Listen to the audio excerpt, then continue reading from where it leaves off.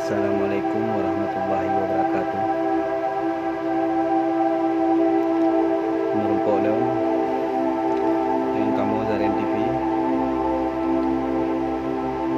Kalinya kamu akan sampul tentang masalah video yang viral anggota DPRK Kabupaten Aceh Timur, yaitu Ahmad Lembing. Dino kasimak video yang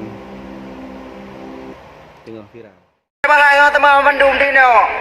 DPR Aceh bah pinan Jawa ino dukung Aceh. Yang punya masalah tapi bajet peng lebih aje kena. Perayaan dia apa? Hanayum. Aci pikirnya le tigo. Nya yang perlu maklum. Dan menanti rakan-rakan ramai.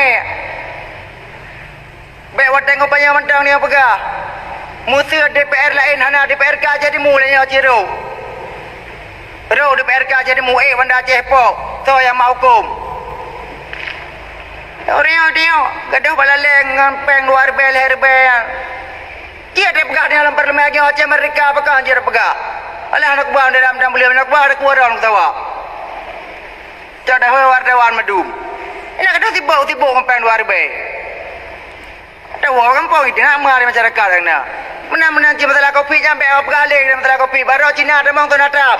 Bawa dinah yang nama teboh aja. Cina yang berlak baru demong lah nak ke pi dia baru. Udah kopi kau peng je nampu api. Cina demong aju. Pana awak yang mesti api. Dan tak kena polisi. Terus kena puai boleh. Yang perisa tu. Orang yang naik terus SPM je perisa kan. Aceh dia DPR lepas tegak, bampu upload tu. Tumpu hasil dia berlaku. Ya punya, hana tingkerang paje, hana tingkerang paje, tingkerang draw le.